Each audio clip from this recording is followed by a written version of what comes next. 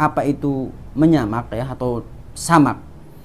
Seorang ulama madhab Syafi'i Al-Khatib Asy-Syarbini rahimahullah ta'ala ketika mendefinisikan menyamak, beliau mengatakan menyamak adalah menghilangkan kotoran pada kulit bangkai, yaitu kotoran yang berbentuk cair dan basah, di mana kulit itu akan rusak bila keduanya masih ada.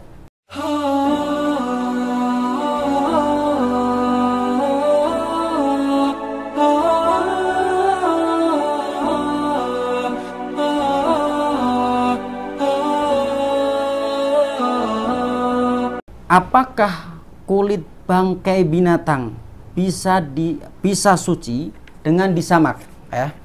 Jadi kalau kita mendapati binatang yang mati ya, kemudian berubah menjadi bangkai, kita tentunya akan mendapati kulitnya yang paling luar itu kulitnya. Boleh tidak kita menyamaknya?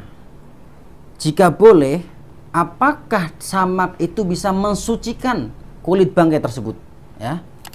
Sebelumnya sedikit saya akan singgung apa itu menyamak ya atau samak. Seorang ulama madhab Syafi'i Al-Khatib Asy-Syarbini rahimahullah ta'ala ketika mendefinisikan menyamak, beliau mengatakan menyamak adalah menghilangkan kotoran pada kulit bangkai, yaitu kotoran yang berbentuk cair dan basah, di mana kulit itu akan rusak bila keduanya masih ada.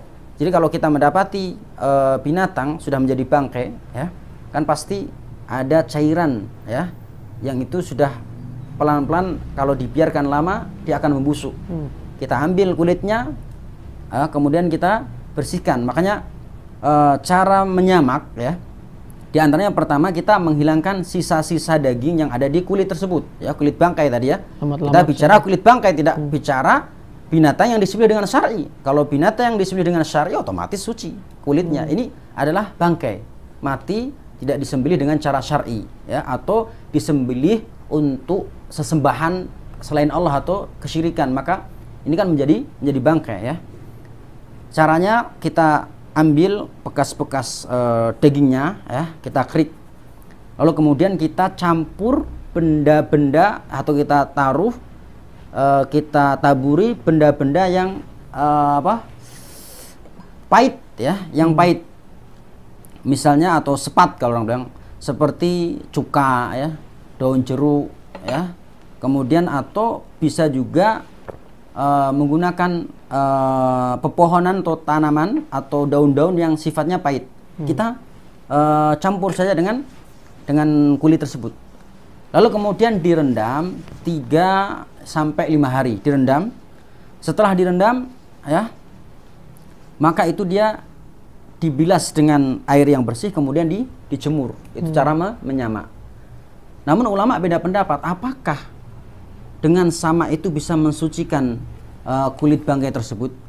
Maka di sini ada pendapat ulama ya. Pendapat pertama mengatakan bahwa semua kulit bangkai binatang ya, baik binatang yang bisa dimakan dagingnya maupun binatang yang tidak bisa dimakan dagingnya, itu bisa suci ya, bangkai tadi kulitnya bisa suci dengan disamak ya, dan sucinya bagian luarnya dan dalamnya, dan bisa dipergunakan untuk benda-benda yang yang basah maupun yang kering ya. Namun dikecualikan kulit bangkai babi dan anjing. Pendapat pertama ini masyhur di kalangan madhab Syafi'i. Jadi madhab Syafi'i mengatakan semua bangkai ya, kulitnya selain babi dan anjing itu bisa suci dengan disamak ya. Tentu berdalil dengan beberapa hadis Nabi, di antaranya sabda Rasulullah SAW, ayyuma ihabin dubigha faqad tahur. Kulit bangkai apa saja yang disamak maka menjadi suci. Hadis riwayat Ahmad dan Abu Dawud. Kemudian juga ada sebuah riwayat, beberapa pria Quraisy yang sedang menarik bangkai kambing sebesar keledai melintas di hadapan Rasulullah. Rasulullah berkata kepada mereka, sekiranya kalian memanfaatkan kulitnya. Mereka berkata, sungguhnya kambing ini adalah bangkai. Rasulullah bersabda, kulitnya dapat disucikan dengan air dan qarat yaitu jenis tumbuhan. Hadis riwayat Ahmad. Dua hadis ini menunjukkan bahwa ketika kulit bangkai itu disamak bisa menjadi suci. Ini pendapat Syafi'i. Namun dikecualikan kulit bangkai babi dan anjing ya, tentu berdasarkan hadis ya.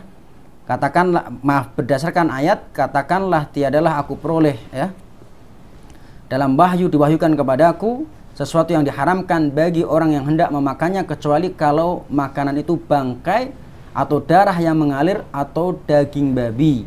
Fa innahu rijsun, karena sesungguhnya semua itu adalah najis. Al-An'am ayat 145 menjadi dalil bahwa tidak bisa suci kulit bangkai babi. Kemudian anjing juga tidak bisa suci dengan disamak karena dikiaskan atau dianalogikan, disamakan dengan babi. Ini pendapat mazhab Syafi'i. Lalu pendapat kedua kaum muslimin rahmati Allah Subhanahu wa taala mengenai tentang samak. Pendapat kedua mengatakan semua kulit bangkai binatang tidak bisa suci dengan disamak ya, tidak bisa suci. Ini adalah pendapat Imam Ahmad dan pendapat madhab Maliki. Jadi madhab Maliki dan Ahmad mengatakan tidak bisa suci ya kulit bangkai ketika disamak.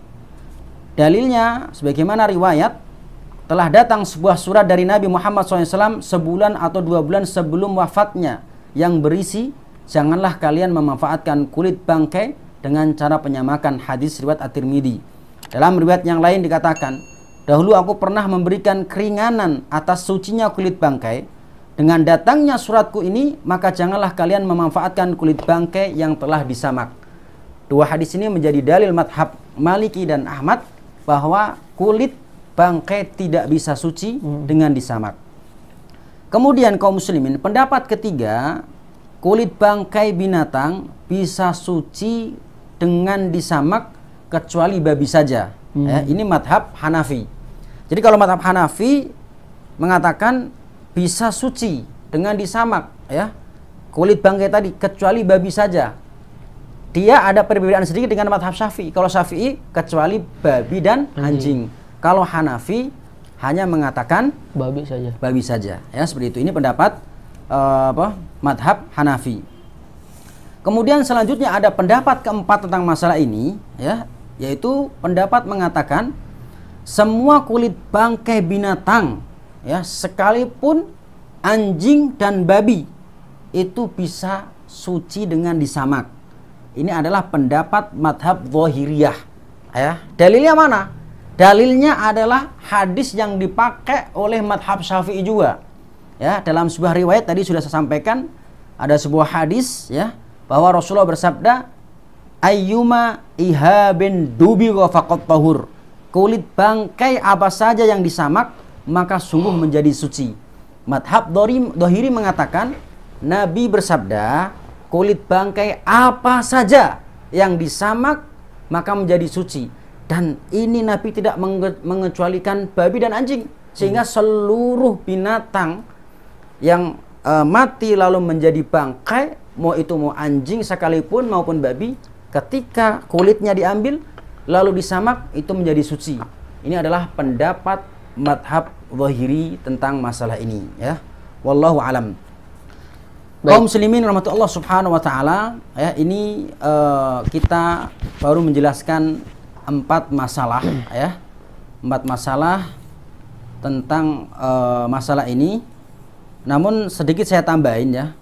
Tadi kan ada 4 pendapat tentang apakah kulit bangkai itu bisa suci dengan disamak. Jadi ketika ulama ya, ulama-ulama yang mendukung ya bahwa kulit bangkai itu bisa suci dengan disamak, mereka juga berpendapat ya atau berbeda pendapat tentang apakah ya kulit bangkai tadi yang sudah disamak lalu menjadi suci itu halal dimakan ya.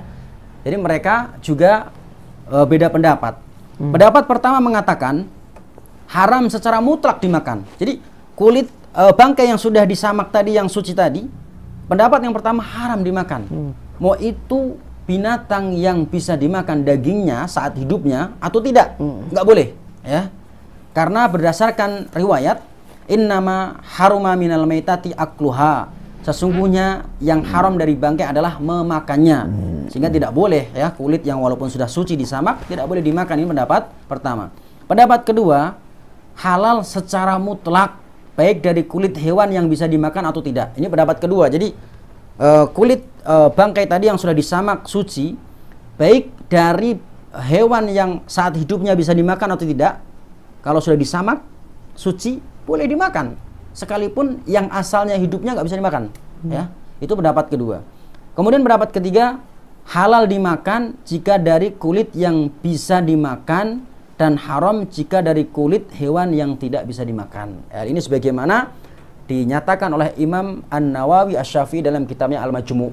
Ya, jadi saya rasa tentunya kita lebih condong kepada pendapat tidak memakannya, ya, karena dia adalah asalnya bangkai walaupun itu suci.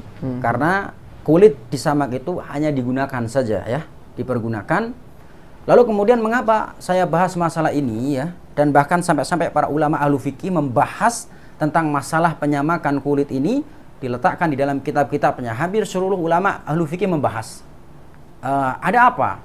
Sebenarnya kita tahu bahwa kehidupan ulama-ulama dahulu, para sahabat, para tabi'in itu berbeda dengan kita. Kalau di kita banyak pabrik, ya, plastik, pabrik seng, baja. Kalau dulu tidak sebanyak sekarang. Jadi sehingga paling banyak menggunakan wadah-wadah bejanya dari kulit. Sehingga sampai-sampai bangkai pun diambil, ya, diambil kulitnya, lalu kemudian disamak. Karena memang penggunaan bejana paling banyak itu adalah dari kulit. Sampai-sampai ketika menulis Al-Quran, ya, menulis tulisan catatan ilmu pakai kulit. Dahulu dipakai.